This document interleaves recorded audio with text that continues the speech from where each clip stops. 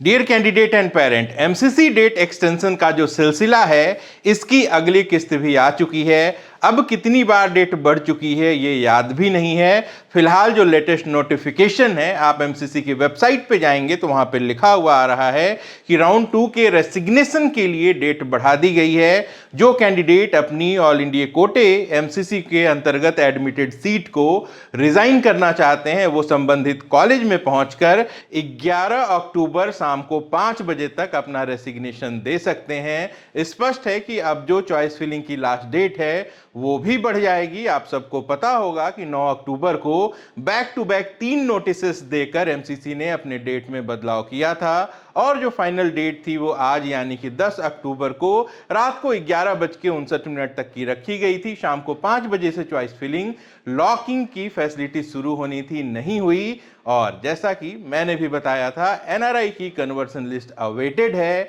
MCC का कहना है कि सीट्स बढ़ने वाली हैं। सच भी है, सीटें बढ़ भी रही हैं, लेकिन जो ज्यादा जोर है वो प्राइवेट और डीम्ड कॉलेजेस के ऊपर है। गवर्नमेंट सीट्स के बढ़ने की बहुत ज्यादा स्पष्ट जानकारी अभी तक सामने नहीं आई है, लेकिन जो एक्चुअल वजह है वो कई सारी दूसरी वजहें भी हैं। एक तो एनआरआई कोटे को लेकर इतना बड़ा तमाशा चल रहा है पूरे देश भर में। एमसीसी ने भी इसको लेकर कुछ सख्त नियम बनाए, बाद में उसमें बदलाव किए और आज स्थिति यह है कि कई सारे कैंडिडेट्स ने केस कर रखा है। इवन उनके केस में ये डिमांड है कि राउंड 1 और राउंड 2 का जो रिजल्ट है उसको खारिज करके काउंसलिंग फिर से कराई जाए। हालांकि ये प्रैक्टिकली पॉसिबल नहीं है, लेकिन ये हकीकत है कि एनआरआई को लेके कई सारे केसेस कोर्ट में चल रहे हैं और कहीं ना कहीं इनडायरेक्टली ये काउंसलिंग के टाइमिंग को प्रभावित जरूर कर रहे हैं। 22 से 23 बार एमसीसी अपने डेट्स को बढ़ा चुका है। नई सीटें ऐड हो रही हैं, ये बिल्कुल अच्छी बात है, होनी भी चाहिए, लेकिन समय पे होती तो ज्यादा अच्छा होता, क्योंकि एमसीसी के बाद स्टेट काउंसलिंग को भी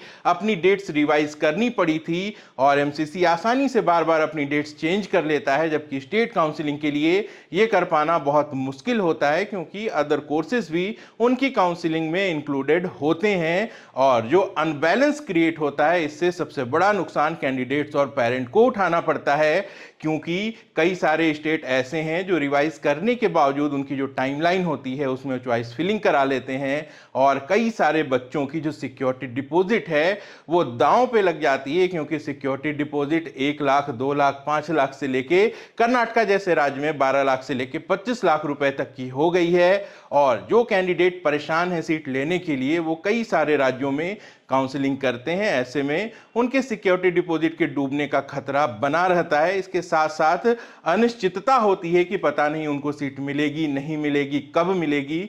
तो कुल मिला के काउंसलिंग में जो अत्यधिक देरी हुई है इसकी जिम्मेदारी एमसीसी नहीं लेगा। एमसीसी के पास ढेर सारे एक्सक्यूजेज हैं, लेकिन एमसीसी में काम करने वाले जो भी लोग हैं, जो भी उनकी टीम है, इन्होंने कोई ऐसा रिकॉर्ड जरूर बना दिया है जिसको आने वाले समय में एमसीसी की जो भी टीम होगी वो कभी नहीं तोड़ पाएगी। सीट्स बढ़ाना जरूरी था, लेकिन इसके लिए समय रहते पहले कार्रवाई करनी चाहिए थी और इसको पहले डील करना चाहिए। हर साल जो नंबर ऑफ सीट्स बढ़ रही हैं इसके लिए एनएमसी के पास जो उनके अंतर्गत एमएआरबी की टीम है, यहाँ पे पर्याप्त संख्या में लोग होने चाहिए, लेकिन इसकी कमी है।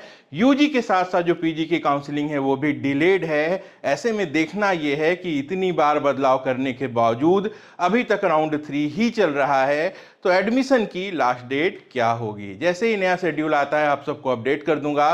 वीडियो को लाइक करके अपना प्यार दिखाना मत भूलिएगा। मैं जल्द मिलता हूं। नमस्कार, जय हिंद।